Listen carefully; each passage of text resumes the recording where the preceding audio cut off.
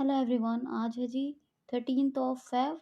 आज के इस औसम करंट अफेयर को सुनिए कंप्लीट और ध्यान से लास्ट तक सुनिएगा। उसके बाद जहाँ जिस सोशल मीडिया प्लेटफॉर्म पर आप हैं प्लीज़ ज़रूर शेयर कर दें और मुझे मोटिवेट करने के लिए लाइक और कमेंट ज़रूर करें। रिक्वेस्ट है कि न्यू लोग जो भी हमें सुनते हैं, बहुत ज़्यादा आपसे रिक्वेस्ट है, मैं गारंटेड कंटेंट डिलीवर कर रही हूँ। इससे बेनिफिट लीजिए, मुझे सहयोग कीजिए और क्यूसीएल को ज़रूर सब्सक्राइब कर लें। बेल आइकन को भी हिट कर लें जिससे आपको सारे नोटिफिकेशन और अपडेट्स टाइम पे मिलते रहें। तो चलिए स्टार्ट करते हैं। फर्स्ट क्वेश्चन लेते हैं। फर्स्ट क्वेश्चन इज हाल ही में राष्ट्रीय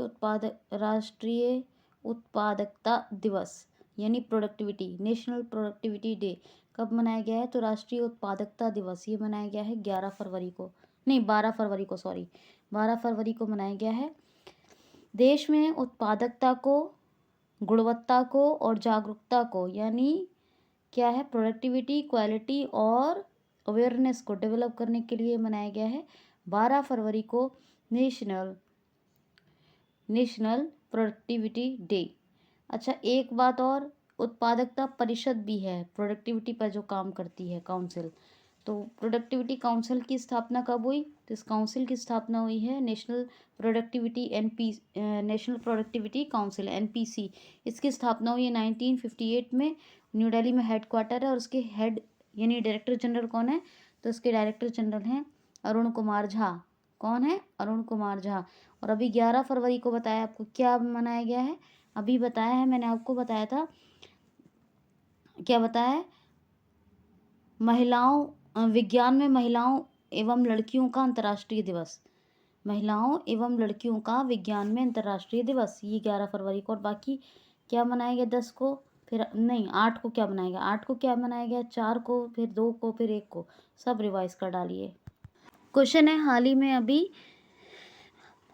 में अभी टूरिज्म को बढ़ावा देने के लिए अपने देश भारत ने किस देश के साथ एक महत्वपूर्ण समझौता किया है या एक समझौता किया है?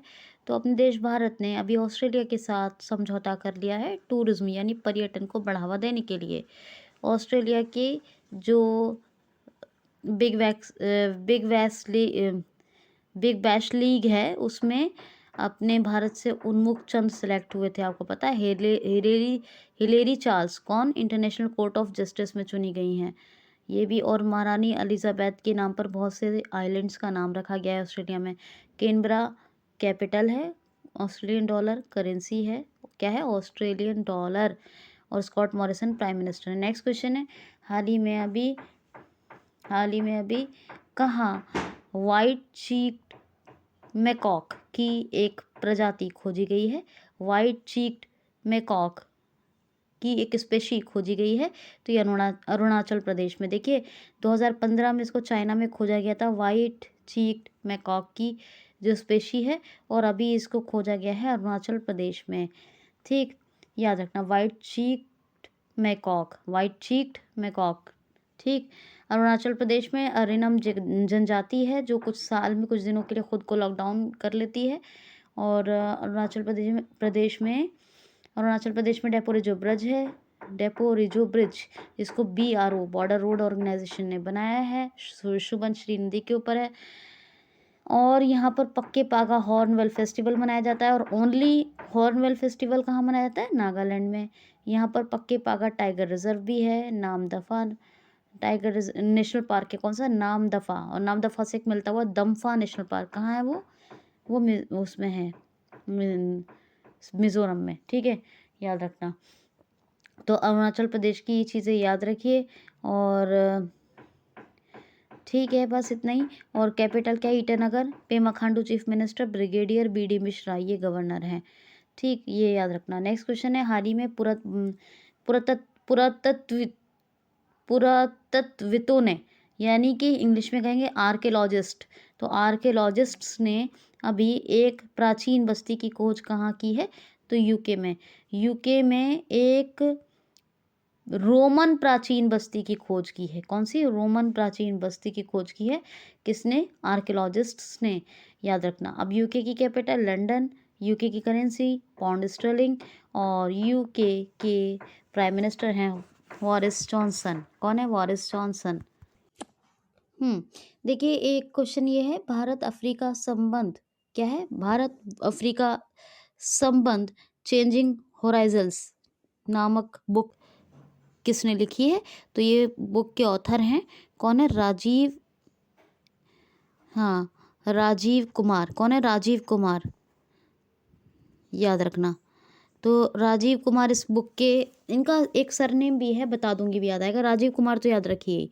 तो राजीव कुमार ने अभी लिखी है ये India Africa relation changing Horizons, या हिंदी में कहें भारत अफ्रीका संबंध चेंजिंग होराइजन्स। कल ही एक बुक बताई थी सागरिका घोष की, कौन सी? अटल बिहारी वाजपेयी। कल 3 बुक्स के बारे में पूछा था, कमेंट बॉक्स में एक का भी आंसर नहीं आया। ये आप अपने साथ अच्छा नहीं कर रहे हैं। आप रिवीजन करेंगे तभी आगे बढ़ेंगे। तो प्लीज़ उन 3 बुक्स के ऑथर्स का नाम लिखिए, ताकि फिर मैं आपको नेक्स्ट बुक्स पूछ सकूं। अच्छा जी, नेक्स्ट क्वेश्चन है, हाल ही में अभी किस केंद्रीय बैंक ने वित्त मानकीकरण, वित्तीय मानक, इससे सही रहेगा, किस सेंट्रल बैंक ने वित्तीय मानक के लिए पंचवर्षीय योजना शुरू करने का ऐलान किया है, ये शुरू करने की घोषणा की है? तो ये चाइना का पीबीसी बैंक है, ये चाइना की करेंसी को जारी करता है। जो चाइना की करेंसी है, ऑफिशियल करेंसी कौन सी है? रेनमिनवी। तो उसी का है ये PBC bank, people's bank of China. और इसी ने वित्तीय मानकीकरण के लिए पंचवर्षीय योजना का शुभारंभ, ये इस योजना को शुरू करने की, कौन सी पंचवर्षीय योजना को शुरू करने की घोषणा की है। स्केल, क्या कहेंगे, फाइनेंशियल स्केल मेजरमेंट, है ना, ये कहेंगे इसके लिए। तो ये आप याद रखना। क्वेश्चन है, हाल ही में ताइवान की पैट्रियटिक मिसाइल रक्षा प्रणाली, यानी पैट्रियटिक मिसाइल डिफेंस सिस्टम, ये किसका है? ताइवान के लिए 100 मिलियन, इसकी मरम्मत के लिए $100 मिलियन की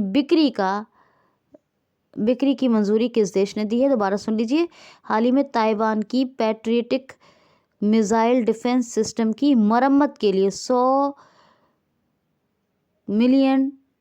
करोड़ मिलियन डॉलर, कितनी? 100 करोड़ मिलियन डॉलर की बिक्री की अनुमति किस देश ने दी है? तो ये यूएसए ने।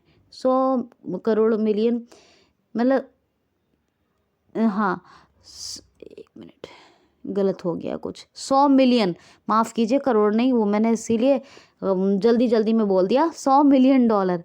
तो 100 मिलियन डॉलर, याद रखना, करोड़ वो मैंने अपने मिलियन, क्या होता है, 10 मिलियन मिला के 1 करोड़ होता है, तो वही एकदम से ऐसे ही दिमाग में आ गया और बोल दिया, ठीक है। तो 100 मिलियन डॉलर की बिक्री की मंजूरी दी है यूएसए ने, किसके लिए? ये इसके लिए, जो पैट्रियटिक मिसाइल सिस्टम है ताइवान का, इसकी मरम्मत के लिए, ठीक है। तो इसकी बिक्री की अनुमति मिली है 100 मिलियन डॉलर की, ठीक, याद रखना। ओके जी, अमेरिका की बात करें, जो बाइडेन प्रेसिडेंट हैं, आपको पता ही है, करंट प्रेसिडेंट। इसके एक फार्मर प्रेसिडेंट हैं, कौन? डोनाल्ड ट्रंप, जिन्होंने खुद का सोशल मीडिया प्लेटफॉर्म डेवलप किया है, ट्रुथ सोशल नाम का। और कौन है ये vice president? Kamala Harris, 3 books लिख चुकी हैं, super heroes are everywhere, the truth behold और स्मार्ट ऑन क्राइम। और जो बाइडेन की भी दो बुक्स बहुत फेमस हैं, कौन कौन सी? एक तो है प्रॉमिस मी डैड और एक है promise to keep. India America के बीच में जो डिफेंस एक्सरसाइज होती हैं, उन डिफेंस एक्सरसाइजेस के नाम हैं वज्र प्रहार, टाइगर ट्रम्प, कोप इंडिया और युद्ध अभ्यास।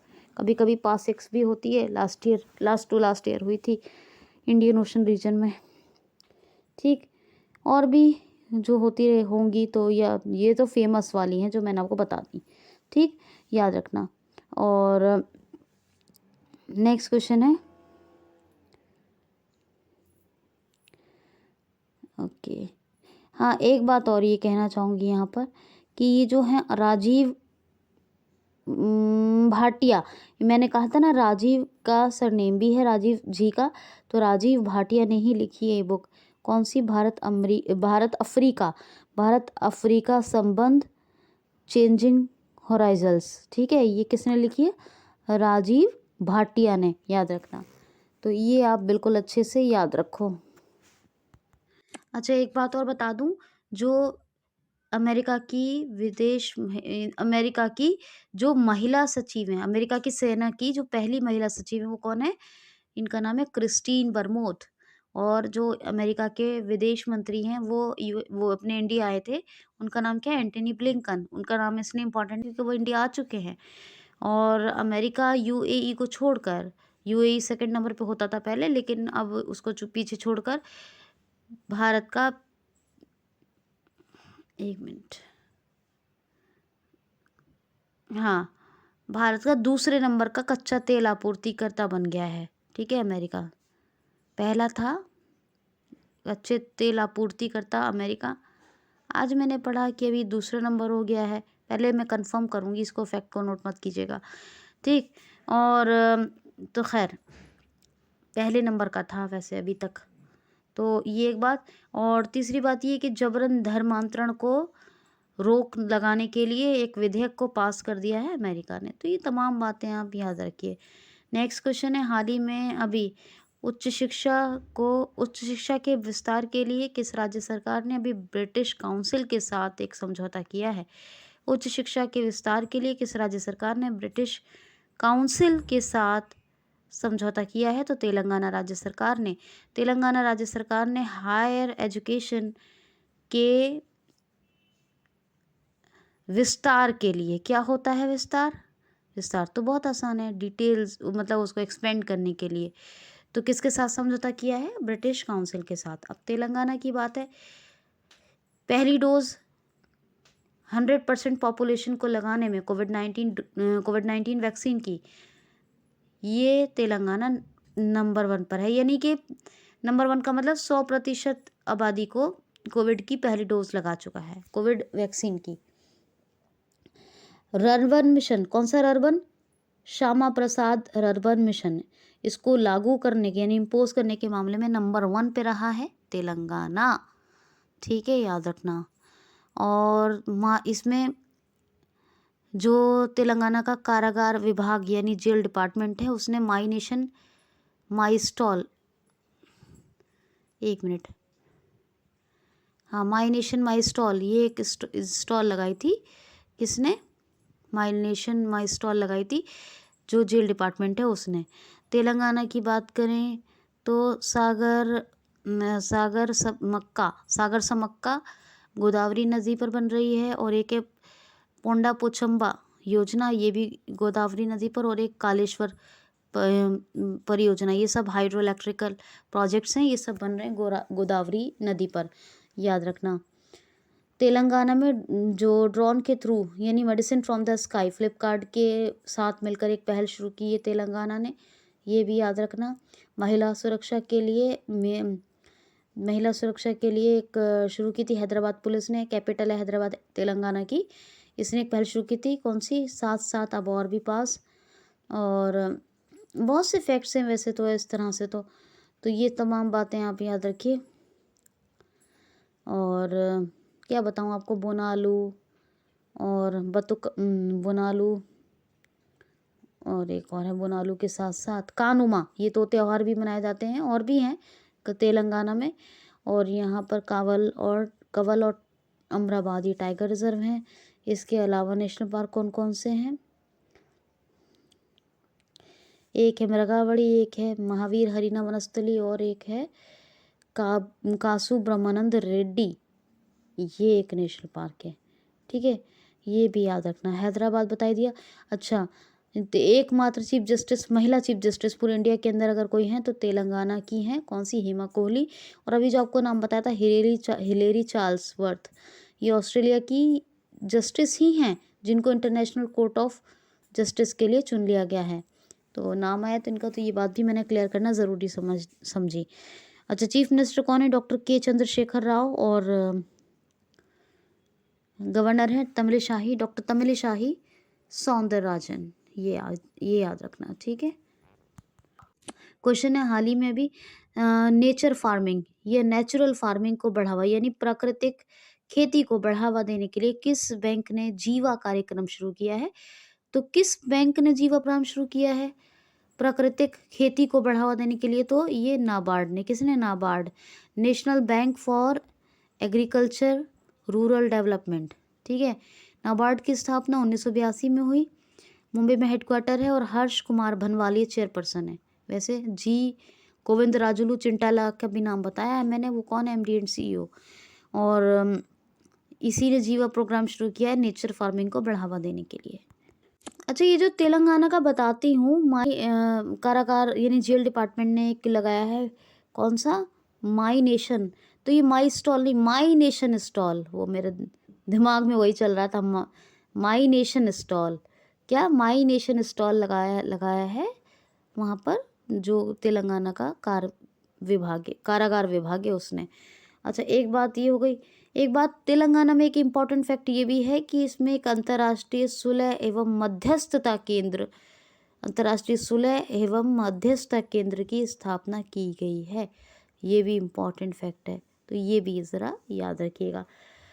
अब एक न्यूज़ सुनिए। अच्छा, एक कोआला नाम की प्रजाति होती है, उसको भी लुप्त प्रजाति घोषित कर दिया है ऑस्ट्रेलिया ने। ऑस्ट्रेलिया की बात की थी ना अभी हमने, ऑस्ट्रेलिया की अभी मैंने एक फैक्ट क्वेश्चन लिया है, क्वेश्चन अभी बताया थोड़ी देर पहले ही। तो ये भी याद रखिए, ऑस्ट्रेलिया में कोआला नाम की एक स्पेशी है, उसको लुप्त घोषित कर दिया ऑस्ट्रेलिया ने। अच्छा जी, ये बात हो गई। नेक्स्ट क्वेश्चन है, हाल ही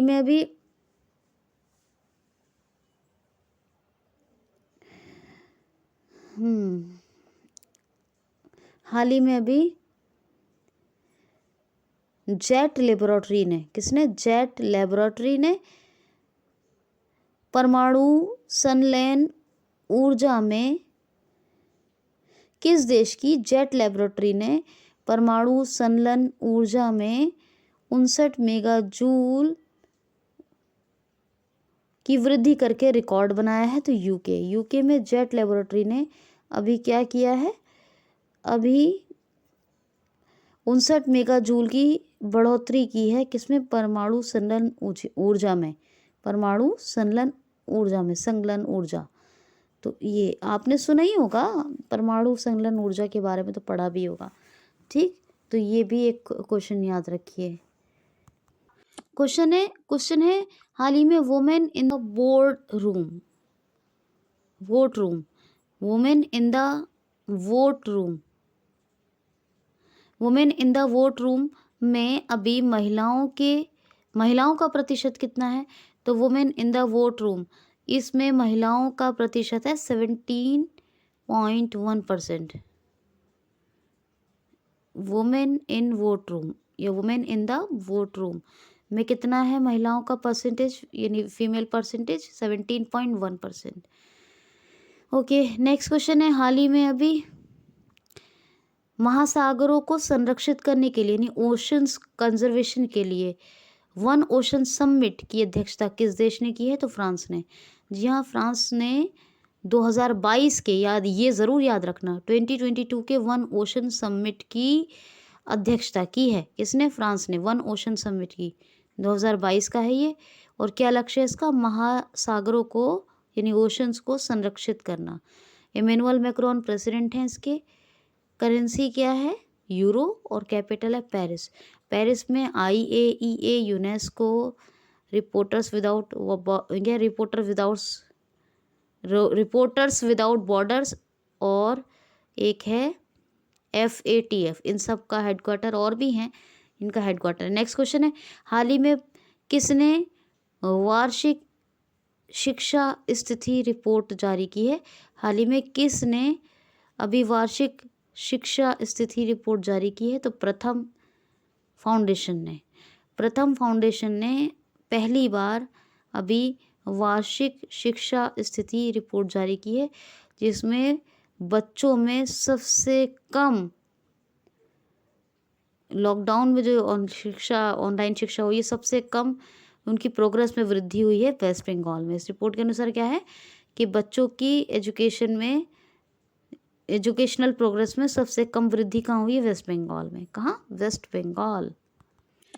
और एक लास्ट क्वेश्चन भी ले लेते हैं भाई, कि हाल ही में किस देश को हमारा देश भारत, न्यूज़ ले लेते हैं चलिए, किस देश को हमारा देश भारत अपना आधार का संस्करण लॉन्च करने में मदद कर रहा है?